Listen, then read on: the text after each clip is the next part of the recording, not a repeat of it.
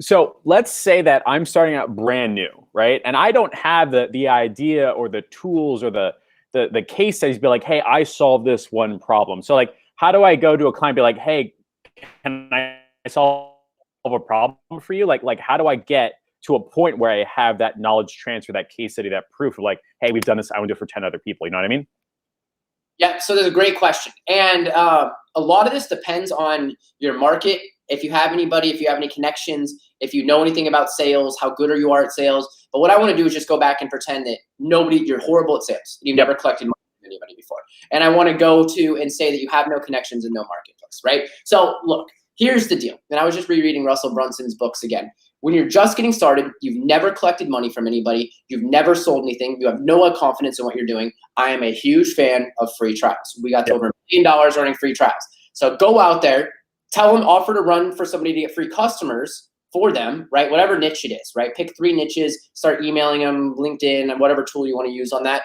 And when you get them on the phone, you got to look at this as not just an opportunity to get a sale and get some reps in, okay? You need to dig deep. Yeah. What are your biggest problems? What are the types of customers that you want? Why didn't your last 17 marketing companies that you've been with in the last year work? Why are you bouncing around so much? Did all leads really suck?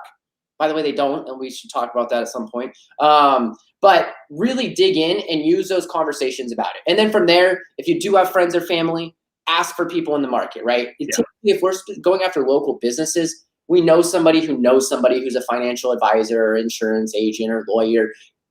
Get them on the phone. I literally ran this process in late 2018 for remodelers. I reached out to my network, and this was because I had no case studies or no testimonies or nothing. And I actually ran this in one of my programs. And right now, it's for it. We closed deals. And it was after remodelers, complete opposite of doctors. I had nothing, right? And so what did I do?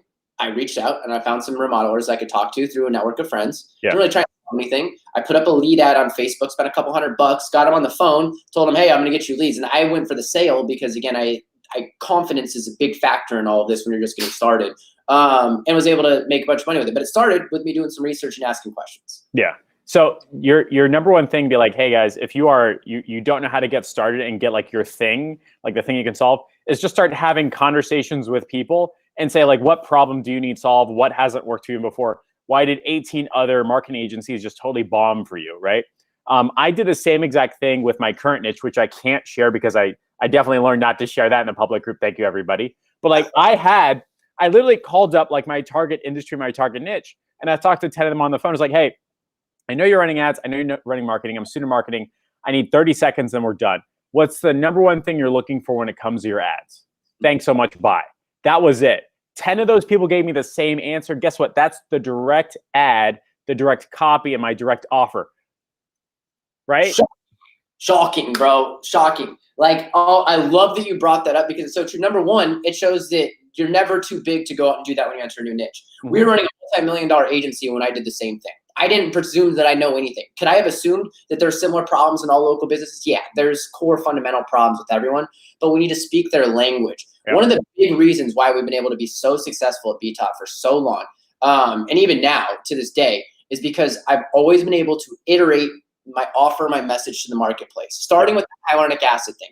Then I moved into Patients on Demand, and I was one of the first people that I know of who advertised productizing their service. And then we moved into Just Show Up and Close. And then we moved into Eliminate No-Shows, right? You know why I built a whole branding funnel? This is where one of our 2 comic clubs came from, was a brand, Eliminate No-Shows, and I built this whole branding package. Guess what? Because everyone was complaining about no-shows. So I'm like, you know what? I'm going to go say I have the answer to no-shows. We're going to build this branding thing. And guess what? The ads worked. And then it was building a full real practice. And now it's the COVID response. So, I mean, I've iterated and built like 15 different front-end offers and funnels to pull people into my world. And I'm always changing my product based on their response and what I'm seeing in the marketplace, because I always got to stay ahead.